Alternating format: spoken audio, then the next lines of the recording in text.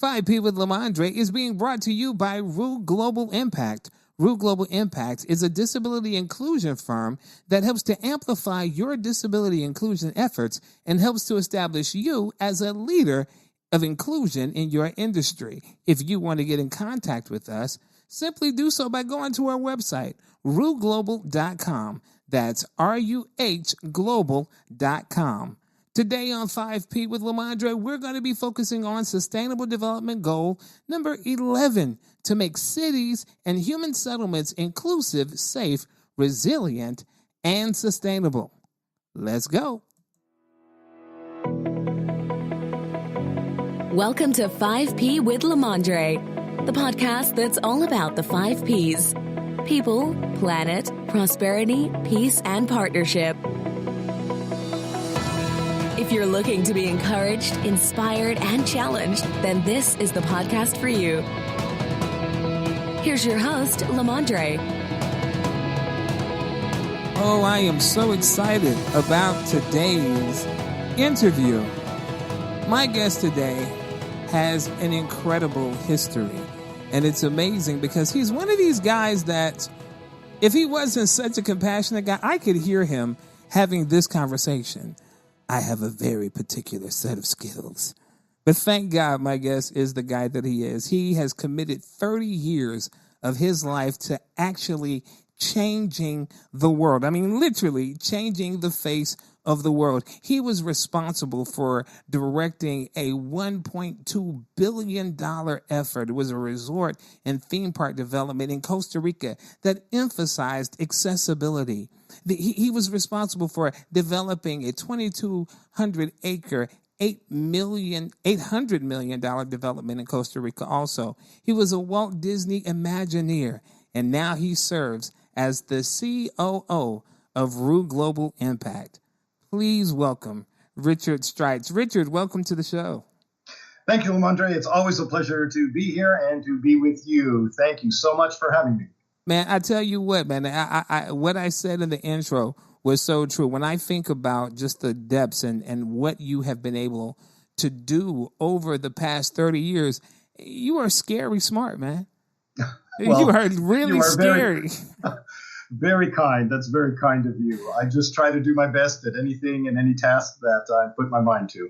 Well, I tell you what, you do a fantastic job at it. And the thing that I love about it is the sheer creativity that you employ in doing what it is that you do. And as I said, today's show is really dedicated to Sustainable Development Goal number 11. And this is when we're talking about cities and human dwellings. And throughout your career, even though you've worked with Disney and you've done these developments, one of the areas that I really wanted to speak to you about was the concept of smart cities, where everything is connective and there's data that's being shared. So let's start there, man.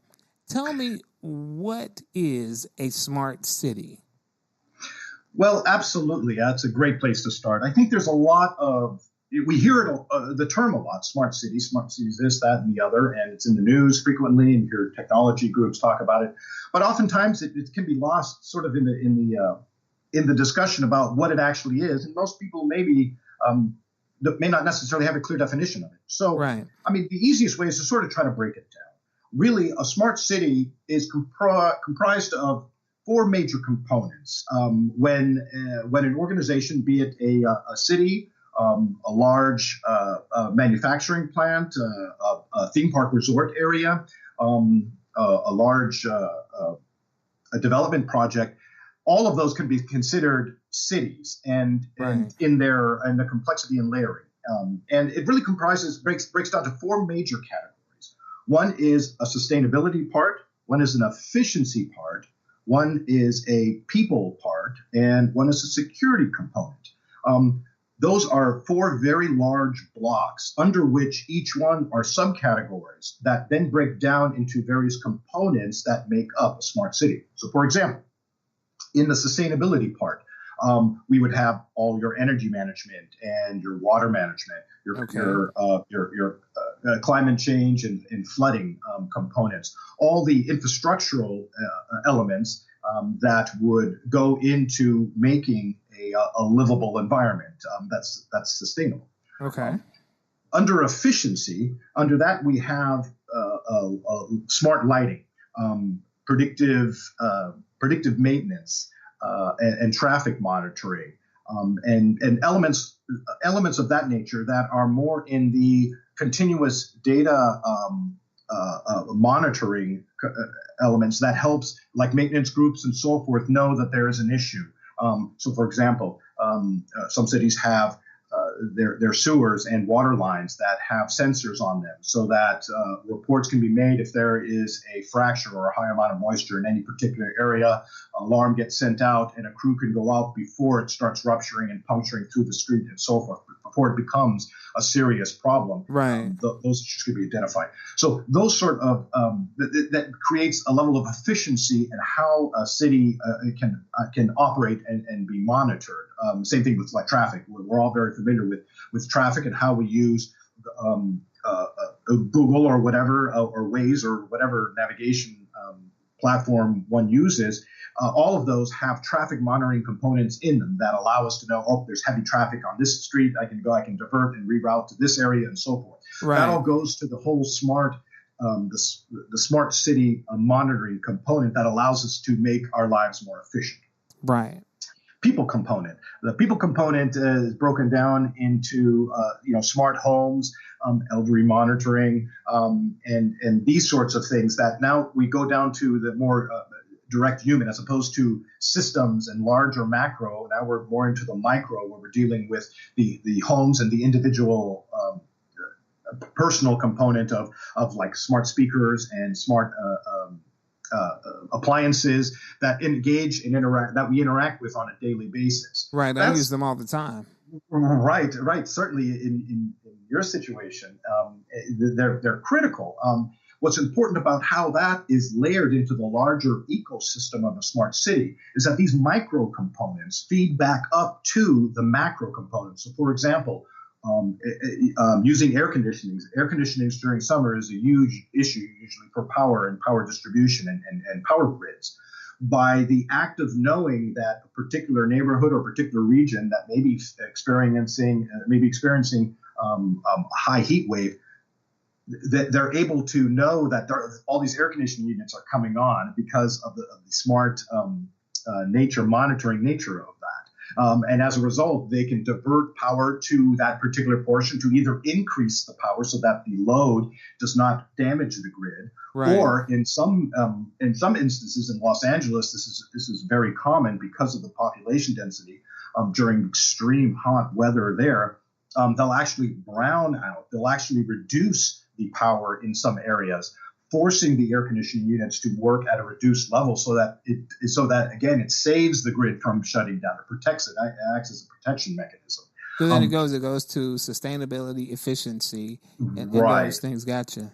Yeah. So that all feeds up from the macro level. And then the fourth component that I mentioned, security, right? Those are all like the fire and smoke protections and camera monitoring, and with the intersections and that help police and law enforcement. Facial recognition type software that is becoming more and more important and key, and even behavioral analytics, right? As a result of us walking around with cell phones and smart watches and so forth, those are in essence monitoring devices. I know that's very Big Brother-ish. It's kind of scary, Richard. They have a particular set of skills. Right, but it's a reality, and again, it's those macro components, those micro components that feed up to the macro that allow for an efficient city to be able to know that, okay, there's a high traffic area that's happening here. Maybe we can divert it over there, or there's large amounts of people that are on a daily basis. We say overcrowding on passageways or walkways or streets and so forth, with people walking, or like in a mall, for example. This is a way of helping to distribute and monitor, maybe putting something here or there that helps break up the large overcrowding on walkways, hallways, and passageways. So all of these things are important in allowing all of us to be able to live more comfortably and more efficiently in our everyday environments, both at the micro home level and at the macro city and ultimately state level. And it's amazing how when you start thinking in terms of those four components, how they all play and how it all goes from layer to layer to layer, and one thing contributes to the other. It really is the definition of a city. All these different components and parts working together. Now, just let's kind of drill it down to an individual level. What does that mean for an individual living in a smart city? Give me an example of what that means, how that impacts an individual's life. How would that impact my life as LaMondre Pugh? Well, I think the telemetry of the multiple layers that feed back to the city also, that goes both ways. So with the data that feeds back into these macro systems, the telemetry back to the individual helps you be able to navigate. So, for example, on a daily basis, you get up in the morning. What if the temperatures have dropped down through the day? Right, you have your automatic thermostats that are the smart thermostats. Temperature drops down. Maybe it's a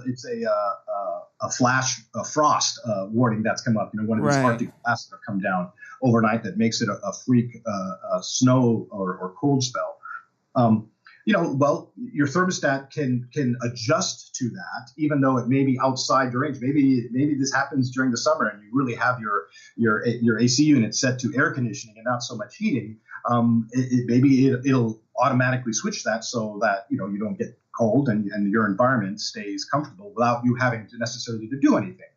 So that's one way, and being able to do that in an intelligent way that the grid isn't overburdened and so forth, because all of these components are talking to each other. So all right, so starting with that, climate. Then you wake up, you get your coffee, you get your breakfast, and what have you. All of these devices that you're leveraging and utilizing in the morning help feed back up into the macro systems that then provide information and data back to you to allow you to progress. So, for example, news. Maybe there's news items that will be that are important in your area or region or in your neighborhood that may affect what activities you're going to be doing that day. Right? That information being transmitted to you through your personal device, whether it's a smartphone or a smartwatch, that information is certainly critical and important for you to know how to progress through the day. Getting in the car and then driving, right? Traffic patterns and so forth, that have real-time telemetry feeding back to the individual allows you to monitor and dictate how you're efficiently going to be getting from point A to point B, or to go about your day. So those are that's a very basic way how it affects all of us through our daily routine. On how that gives us the benefit of being able to move through our day in an efficient manner. Right. And that's really interesting, because the thing that I think about is that this is all about collecting data and monitoring and using sensors to see where traffic is and if water's here and all those kinds of things. And the question that comes up is a question that I know many people are thinking is, how do we protect ourselves in terms of our privacy when it comes down to living in smart cities? Because here's the thing, it's inevitable. It's here. And there are some incredible strides that are being made because of this. But then there's also that whole thing of, how do I protect my privacy? And I think some people have some legitimate fears around it, man. So let's talk about that. Sure.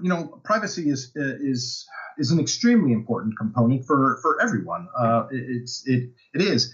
One of the statistics I hear is that, there's going to be over 20 billion devices by the year 2020 that are connecting either mobile devices or network connected devices. Well, 20 billion with the B connected devices. Right. By the year 2020. So in regard to... That's next year. Yeah, that's next year to be exact.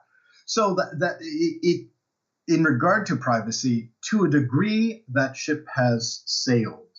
Now, having said that, I think the level of information that is collected from us, certainly as we move about holding our phones, that data, as we all know, and we all sort of buy into, that data is collected, and it has to be. There's no other way to do it because that's what allows us to use the device to begin with. So what do I mean? Cell site towers, right, are usually spread out in some sort of grid network across a city. As you move, either walking or driving or through the environment, your phone is saying where am I? Where am I? Where am I? And it's saying that many times a second.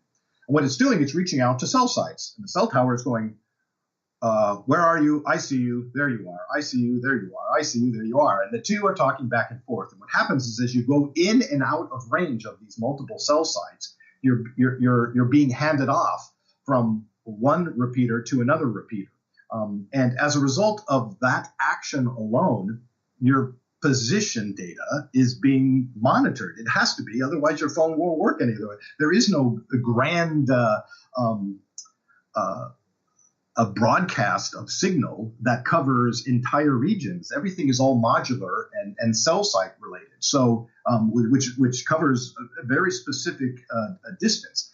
And so as we progress and transverse through an area, that data has to be collected so that it knows that when to hand off. So say you're on a call and you're switching from one repeater to another, it has to know how to hand that signal off to the next repeater without your call dropping.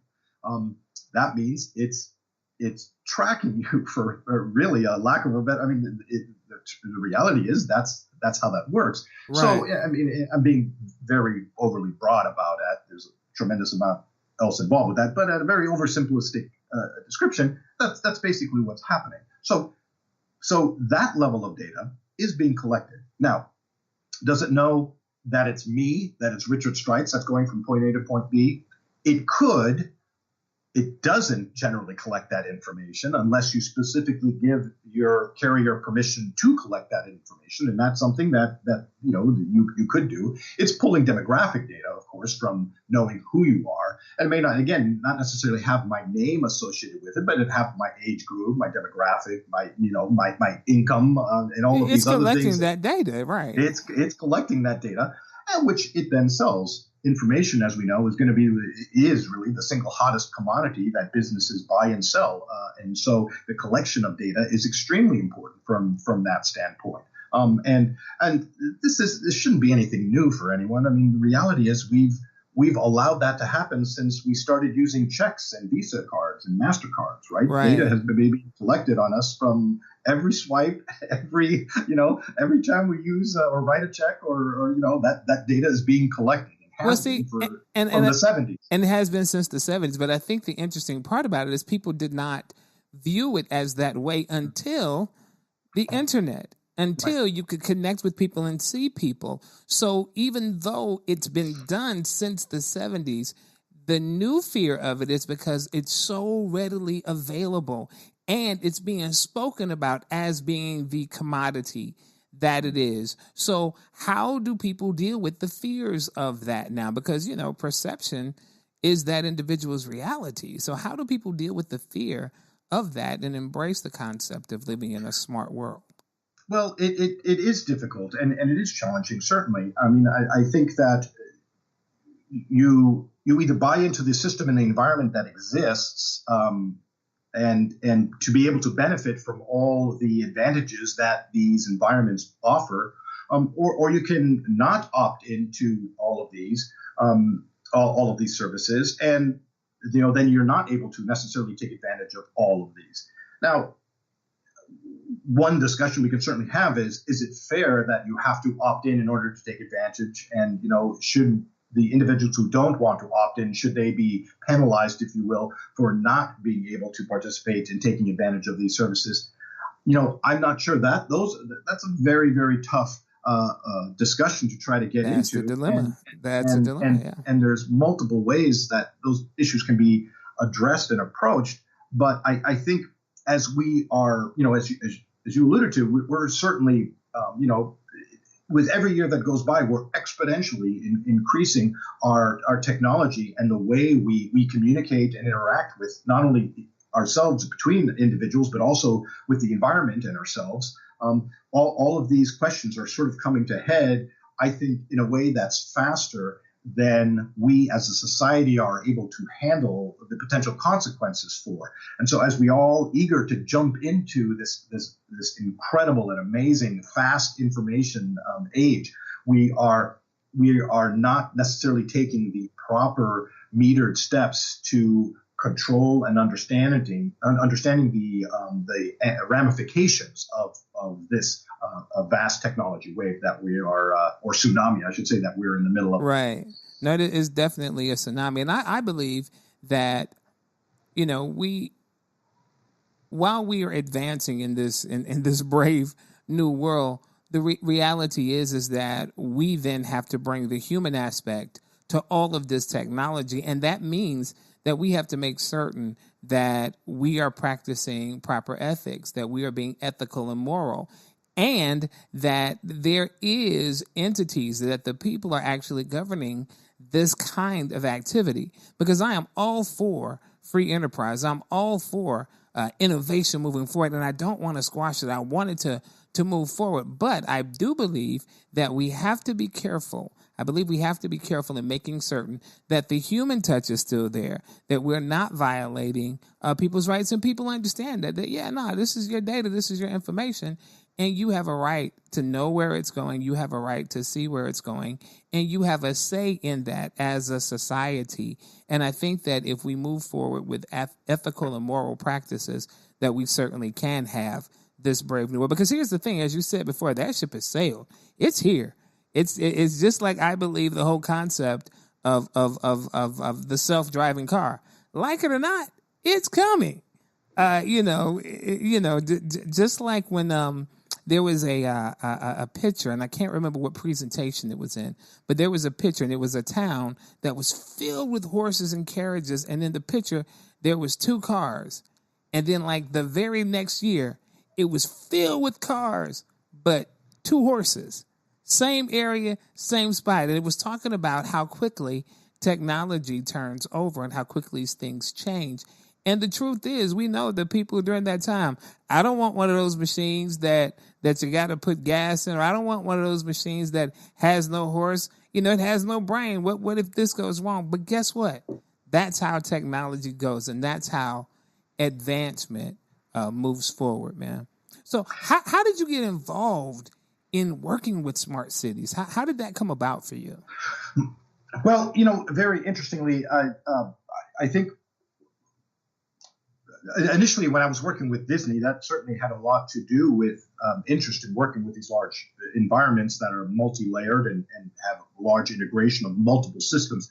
Of course, at the time that I was working with large theme park and resort environments, which are basically small cities. I mean, sure, they're fun and entertaining and creative, and we have a lot of fun doing that. But kind of behind that, all that fun are actual real cities that are making all that magic happen. There's right. sewer and water treatment plants and power grids that are all freestanding and self-sufficient. Each one of our resorts is basically a small, completely intact environment that's self-sustaining. And that's by design for safety and security reasons and so forth. And so all of these multiple layers of system is something that we weren't calling them smart cities at the time. We were just calling them integrated systems. A very simple terminology. But in reality, they were sophisticated telematic systems that all had to talk to each other. Ride attraction. If there was an issue with a particular ride, that information had to get transmitted to an ops lead and to a maintenance individual, so that they would know immediately something was wrong, and then they would go out there and deal with it appropriately before anything more dangerous happened or put any of our guests at risk. Right. So that's a very basic level. But even things like waste management and control in regard to trash cans being too full or getting too full, that would warn someone, and someone would go out there and empty it out before it started creating a problem. Traffic flow, I mentioned traffic flow earlier. That was an issue that we made sure is that, overcrowding and dispersion of during parade routes and fireworks night shows at night and so forth, where we're having, anywhere from, depending on which park, you could have anywhere from 10 to, 12, 14,000 people conversing to a small area all at once to watch a parade or a fireworks show, and then having to disperse without, creating a stampede or anyone getting injured. Right. And this has to happen a couple times every single day.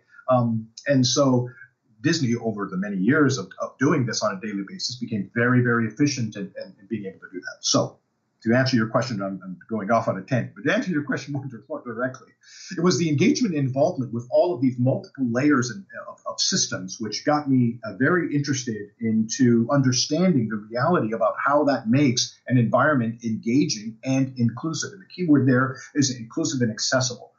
Because without all of those systems, you won't necessarily have that layering that makes that inclusive. Obviously, when we were at Disney, one of the most important things was to provide an absolutely engaging and entertaining environment for all people, right, all ages, all abilities. And we spent a tremendous amount of time consciously going over that to make sure that that was the case.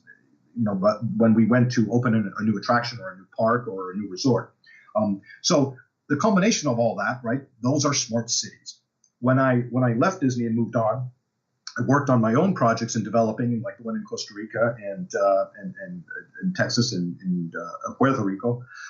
These were environments that I took my knowledge and my base knowledge and experience that I had at Disney and incorporated that into these other larger and massive environments that were, again, really basically smart cities. And I was incorporating all the latest technology that was available at the time to be able to do that and to work in these environments to create a truly immersive and inclusive and accessible environment. So that's how I really got involved with that. I mean, I've always been involved all my life with technology and design, efficiency in design. Through leveraging technology in the best way possible that's sustainable. I think that's another really key component to this. It's very easy to put a lot of technology together, but if it's not sustainable, it's only good for a few years, and then the components aren't available or the company doesn't exist anymore that made X, Y, and Z product, and now you have a gap into how your systems are interacting or engaging with each other. So it's really important when one is creating these cities that they're modular enough that they don't collapse under a one supplier or vendor no longer being available or product line not necessarily being available anymore. So that's the sustainability part where it's got to be made. One's got to be really engaged in understanding that that's key component to making a productive and active a smart city. Yeah. So that was a very long-winded explanation, but anyway, that's how it was a good explanation. Got into it. Now it was a good explanation because what that says to me is that you took the work that you did at Disney and I have to say that you traveled all over the world with Disney. You're the guy who personally programmed the Indiana Jones exhibit. That's amazing, man. I'm telling you, a particular set of skills that is translated into just an amazing career of really enriching people's lives. Because here's the thing, as we talk about the technology, as we talk about the complexity of the systems, this is really about helping to create places where people live, work, raise their families, live their lives, where people are included, where there's safety, where there is harmony, it's a situation where it can continue. It's an environment that can be that continues, that's perpetual. And that's really what you're talking about. And that's why in the intro I said you use your skills, your talent, and your experience to literally change the world, because there are so many people who are living in slums. There are so many people who are living in poverty, but there are also people like myself who I'm not living in a slum. I'm not living in poverty, but because I am a person with a disability, I need my city to be responsive to my needs. I need my work environment to be responsive to my needs. I love the fact that I can come into my home, I can say an utterance, and my lights come on. or I can adjust the thermostat. And believe it or not, it's not just because I'm a person with a disability. That makes it easier for everybody. Think about the person coming in their house with an armful of groceries. And now they don't have to fumble for the light. They can simply say, whatever it is, whatever that phrase is, whatever that utterance is, turn on the lights or lock the doors.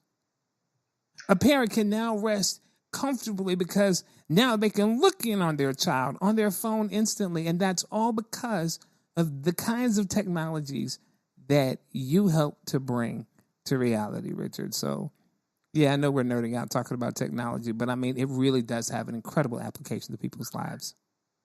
Well, thank you. I mean, it's all about creating enriching, engaging environments, and that's really whether they're entertainment or theme park type facilities, or they're cities that and environments that work environments, home environments, civic environments. If the environment isn't engaging, it prevents an individual from actually interacting and engaging in their life. And so by creating all of these multiple layers of subsystems, like you said, from the house, from the lights, being able to lock the door, I think we all win. It's not just about creating something that is for persons with disabilities or a person that has this, that, or another ability. That's really immaterial. It's about creating convenience for everyone. Because that's the way an environment can really, really provide enrichment in one's life. And that is where I think we are heading. It's so important to allow all individuals to be able to independently move and traverse through their daily tasks in a way that allows that individual to do that and conveniently and sustainably. So that's the key component to a smart city or a smart environment, is being able to do all of that to allow accessibility and convenience. Yeah, and I think that is a key component, but it's so complex to make that happen.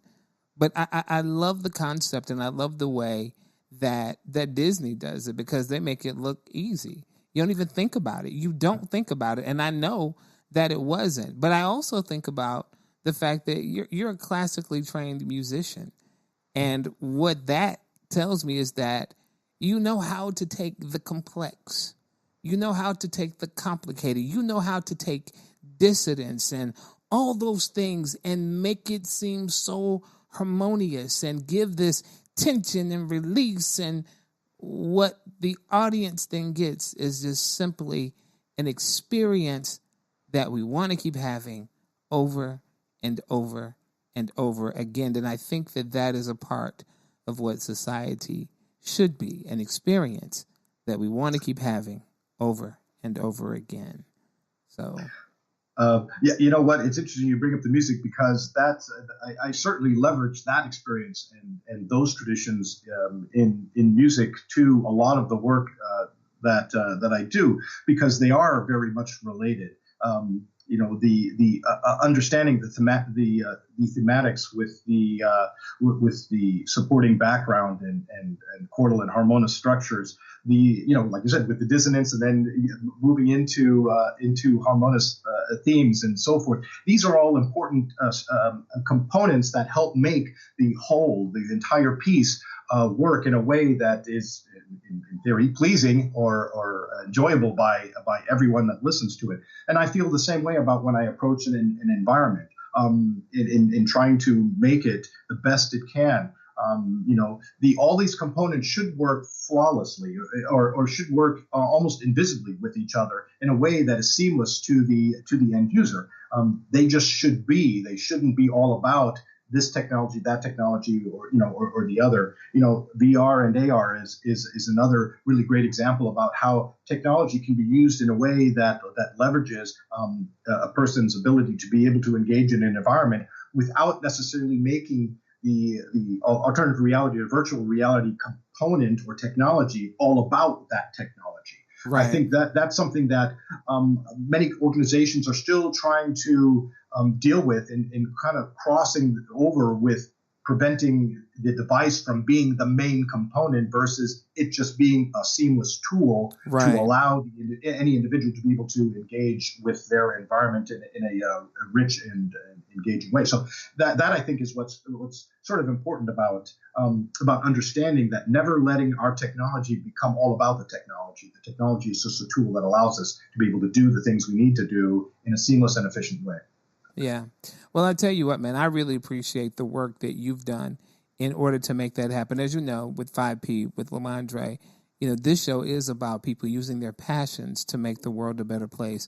What are some of the main takeaways that you'd like to share with people who are really looking at how they can contribute, how they can make the world a better place? Obviously, you've used your unique set of skills to help do that, and you literally are elevating the way that people live, even in the work you're doing now with Real Global Impact. I see that as even being more so now than all the huge things that you've done in the past. So what are some of the takeaways that you can share with someone listening to this right now of how they can tap into that well and make the world a better place? Well, I firmly believe that all of us have with us through our life's journey a series of experiences, whether they're good or bad. My life hasn't been exactly all roses and unicorns. There's been challenges too that, like everyone, that we've had to go through. And I think there was the culmination of that, the weaving of these good and not so great experiences is what allows us to create a vocabulary in ourselves that to engage and move into approaching situations and challenges and creating new things. I think building on everything that we do, that's one thing that I've always strived to do with all aspects of and the various careers I've had in my life is I've taken one to allow it to build on top of the other. And as a result of that, it puts a different perspective on things when I look at various when I look at a problem or a situation in front of me, is I pull from all of that experience from all of these differences. And I think everyone has the chance and the ability to be able to do that. I certainly over my life has developed a unique set of skills that no one can really duplicate because no one else has lived the life that I have. But that's not a unique experience to me. I think all of us have that. We're all unique from each other. And as a result, we all bring that uniqueness to whenever we try to approach a situation or a problem. And I think what's important, that the takeaway for me is to recognize all of the levels that we are individually unique, all of those unique experiences. How can I take what I've done in the past and really leverage it into making something better or better than myself for others in the future? Thinking outside the box, using my experiences. This is sort of the approach that I always try to use whenever I go after trying to solve something or trying to create something. Always try to make something that is bigger and better than oneself for others. It's that sort of paying it forward almost with one's creativity and one's energy with doing good. And I believe that's how we should always approach technology. Technology should always be for good and for all, because that's the only way us as I think as a global society and a global neighborhood really can advance and move forward. I think it's unfortunate when we start siloing ourselves and start boxing ourselves in and being islands, whether we're talking at kind of country level or at a state level or at a personal level. I think it's important that we are open to hearing and learning from each other. Because again, we all have this very different, unique background and experience through our individual life's journeys. So anyway, that, again, I'm sorry, very long-winded answer, but that's sort of my takeaway from the experiences I've had in my life. I don't know if that's exactly what you were after, but anyway, that's how I approach it. No, that was absolutely beautiful. Technology for good, technology for all. Richard, how can people get in contact with you? I am fairly easy to get in contact with. Certainly on a Google search, my information will come up. Typing my name, Richard Streitz. But also on Twitter, I'm at Streitz Ability. At Streitz Ability. That's you can find me on Twitter there, and on Facebook, just Richard Streitz. Spell Streitz. My last name is spelled Streitz. Most people pronounce it Streitz, but it's really Streitz. That's just one of those interesting German foibles of the language. Richard, thank you so much for doing what you do, my man. I really appreciate it, and I thank you for sharing your unique gift and your particular set of skills with the rest of the world, man. Thank you so much. And that's about all the time we have for 5P with LaMondre. I want to do something new this week, though. I want to hear from you.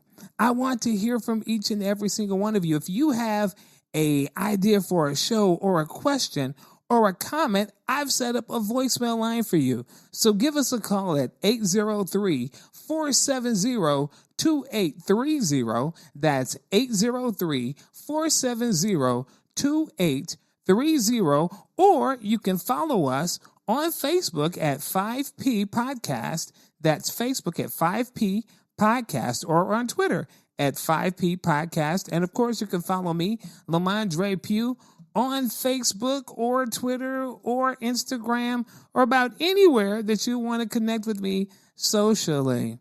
That's all the time we have. I am LaMondre Pugh, reminding you that today is the perfect day to begin being the change that you want to see. Live big, live full, live authentic. God bless.